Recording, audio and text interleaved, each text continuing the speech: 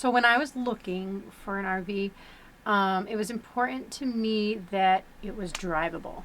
Okay, well, that narrowed it down. So, like, because there's options. You have options. You have a Class A, you have a Class B, you have a Class C, you have a travel trailer, and you have a fifth wheel. Yeah. So the Class C, which is what we have, that you can walk back and forth from the driving area into the home area, which is what I liked. That was important to me because I was going to be a single female, even just a single person, it doesn't really matter, traveling by myself, and I like boondocking, and I like being in the middle of nowhere. So it was important that if in the middle of the night I felt sketched out or something, I could go up to the driver's seat and just take off. And I didn't, even if something was out, I could still drive away. Otherwise, if you're in a trailer, you have to get out and then enter into your other vehicle, which isn't a big deal either. I definitely considered it. It just seemed to make more sense to have the Class C for that reason. So Class Cs are also generally smaller than Class As. And this was my first motorhome that I purchased, and I didn't want it to be too big. I have some experience driving trucks and some experience driving trailers here and there, but not really. And it was a big thing for me to get my own and then drive it away with very little experience. So I wanted something that felt manageable too. So this is a 30-foot Class C that I ended up going with because it felt like a good length to get comfortable.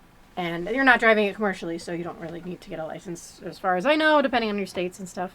For me, it was also, I didn't want to tow my car.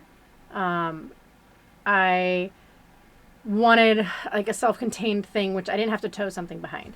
So this is drivable. Obviously, I don't need a second vehicle, except for my motorcycle. I also like this because there is a hitch on the back that I can put my motorcycle onto. So I have a hydraulic motorcycle lift, so I can just by myself, again, I can put it on and pump it up and it goes up and it stays on the back. Yeah, the main reasons for a Class C is that you don't want a second vehicle. Maybe you feel more comfortable safety-wise. Oh, and I wanted enough room in here, to be comfortable working since I work from home all the time.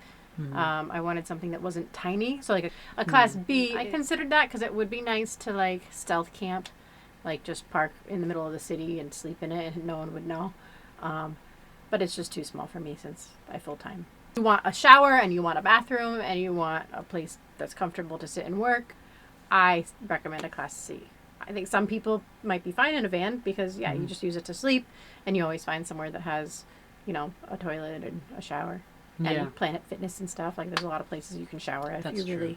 So, Class A was my second choice, which maybe we'll upgrade to sooner than later. I don't know yet. They offer a little more space generally, a little more storage. I think the underbelly, the possum bellies, I think, are a little bit bigger in general. I haven't looked at a ton of Class A's yet.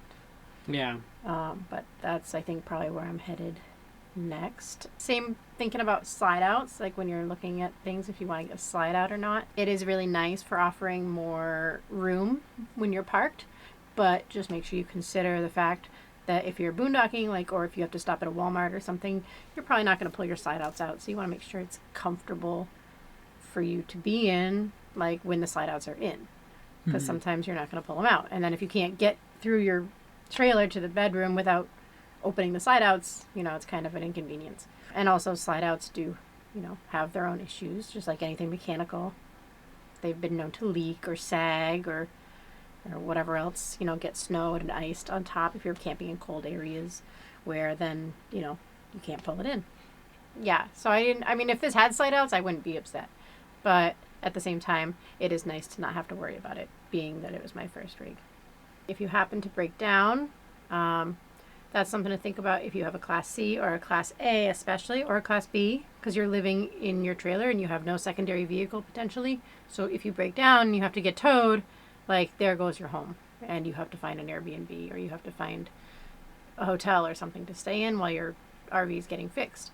If you have a fifth wheel or a travel trailer and a secondary vehicle, then, it's just a matter of finding somebody to tow each of those items. The fifth wheel, somebody has to have a fifth wheel hitch on it. A travel trailer, they just have to have a hitch that's rated, for the weight of your trailer.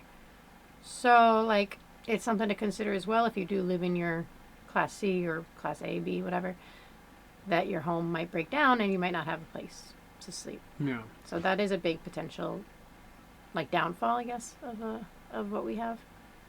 But every time that we've had that issue, we've found a way. You know, we have a lot of friends and stuff who travel with us, so we usually have somewhere to sleep if we need to, or we just go to Costa Rica. In that case, that's a whole other story. But we also have the motorcycle, so if we break down, we can hop on the bike and, you know, go somewhere. Yeah. Now that we have a dog, it's a little less easy, but we're training him. In the beginning, I was looking at Airstreams. I was driving down from Seattle to Southern California, and I just made a bunch of like marks on Marketplace of where I could stop, or Craigslist, and look at trailers, and it was just private sellers. So I think I looked at 2 Airstreams, and then I looked at this, and this was like 2 hours from where I was going to be or something. I don't remember, but the Airstreams were really like romantic and cool, and I just, you know, obviously they're adorable and really well made. But they felt really small inside to me. Yeah, I don't know. I just went inside the Airstreams and they felt really cute and cozy, but I couldn't picture myself being comfortable full time. So then I ended up seeing this one, and I literally decided in like a couple hours. Like once I came in and felt the space, it just like it felt right. You get what feels right. You'll walk into something and it'll just feel like home, and you'll be like, "Oh, this is my home." Perfect. Thanks, Emily. Yeah. Hope it helped.